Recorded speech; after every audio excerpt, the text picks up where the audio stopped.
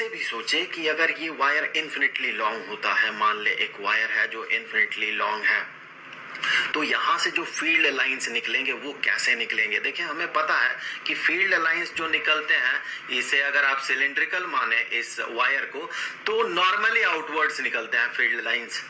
ये हमने इससे पहले देखा था।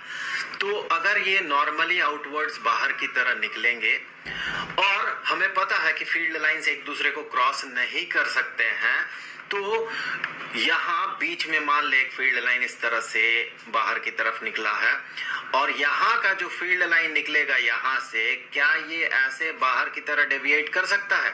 अगर ये बाहर की तरफ डेविएट करेगा तो ये यहाँ से जो इलेक्ट्रिक फील्ड लाइन निकलेगा वो इसे चूंकि क्रॉस नहीं कर सकता है तो उसे भी डेविएट करना होगा और उसके अगले वाले को और डेविएट करना होगा और डेविएट करना होगा। लेकिन ये तो इन्फिनिटली लॉन्ग चार्ज्ड वायर है ना, तो ये पॉइंट जो है यहाँ पर जो पॉइंट होगा, इसका जो वैल्यू है या फिर इसका जो पोजीशन है, अगर आप सिमेट्री से देखें तो इस पॉइंट का भी वही वैल्यू है इस एनवायरनमेंट में और सिमेट्री से ये भी वैसा ही पॉइंट है।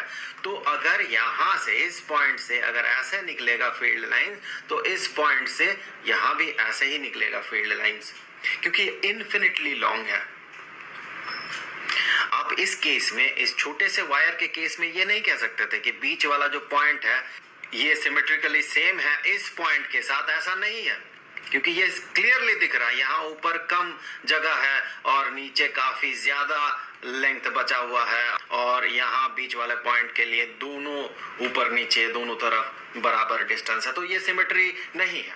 पर यहाँ पर देखिए ये सिमेट्रिकल है दोनों पॉइंट्स, तो जब दोनों पॉइंट सिमेट्रिकल होंगे तो दोनों को बराबर ट्रीट करना होगा। यहाँ से फील्ड लाइन अगर ऐसे नॉर्मली आउटवर्ड्स होगा तो यहाँ से भी नॉर्मली आउटवर्ड्स होगा। जब यहाँ से नॉर्मली आउटवर्ड्स होगा तो यहाँ से निकला हुआ फील्ड लाइन इसे क्रॉस नहीं कर सकता, क्योंकि फील्ड लाइंस का प्रॉपर्टी है, ये बेसिक प्रॉपर्टी के एक दूसरे को वो क्रॉस नहीं करते हैं।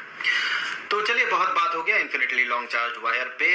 ये कोई भी वायर हो सकता है और जो पॉइंट है वो बहुत क्लोज होगा उस वायर के, तब जाके ये वायर ट्रीट करेगा, उस पॉइंट के रेस्पेक्ट में वो बिहेव करेगा जैसे कि वो इन्फिनिटली लॉन्ग चार्ज्ड वायर है। तो यहाँ पर ये पॉइंट P है और ये एक वायर है। मान ले कि ये पॉइंट P बहुत करीब है हमें, ताकि चीजें दिखे समझ में आए, इसीलिए इस पॉइंट को काफी दूर रखा गया है। तो अब हम क्या करेंगे, हमें क्या करना है, इलेक्ट्रिक फील्ड पता करना है, जो कि जिसका कि मैग्नीट्यूड होगा इतना।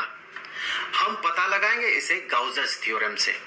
तो हमें क्या करना है, गाउसियन सरफेस एक कंसीडर करना, ऐसा गाउसियन सरफेस जो कि इस पॉइंट से पार हो। ये पॉइंट उस गाउसियन सरफेस में रहे, तो इस केस में हम जो कंसीडर करेंगे वो एक स्फीयर कंसीडर नहीं करेंगे, इस तरह का एक स्फीयर हम कंसीडर नहीं करेंगे। इसका प्रॉब्लम ये होगा कि इस पॉइंट में जो इलेक्ट्रिक फील्ड है वो तो इस सरफेस के साथ 90 डिग्री बनाएगा, लेकिन यहां से भी कुछ फील्ड लाइंस बाहर निकलेंगे जो कि यहाँ 90 डिग्री का एंगल नहीं बनाएगा। तो चीजों को आसान बनाने के लिए, गाउसियन थ्योरम होता ही है चीजों को आसान बनाने के लिए, तो चीजों को आसान बनाने के लिए हम कंसीडर करेंगे एक सिलेंडर, कुछ ऐसा।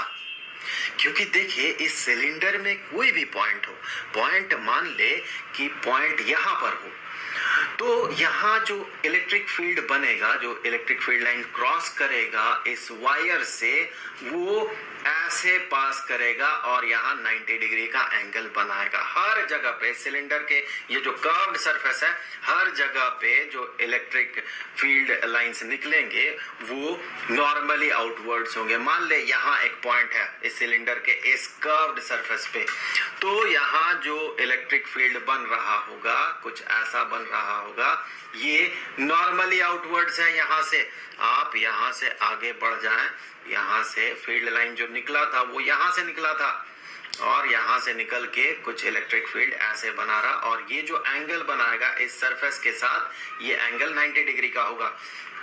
हर पॉइंट में इस कर्व्ड सरफेस के जो इलेक्ट्रिक फील्ड बाहर निकल रहा है वो नॉर्मली आउटवर्ड्स निकल रहा है। ये फायदा है यहाँ पर इस केस में, अगर हम सिलिंड्रिकल गाउसियन सरफेस कंसीडर करें तो जो गाउसियन सरफेस हम चूज करते हैं इसमें भी एक आर्ट है, यहाँ पर आप कुछ भी चूज नहीं कर सकते हैं कि आप स्फीयर चूज कर लिया या कोन चूज कर लिया, ऐसा नहीं है।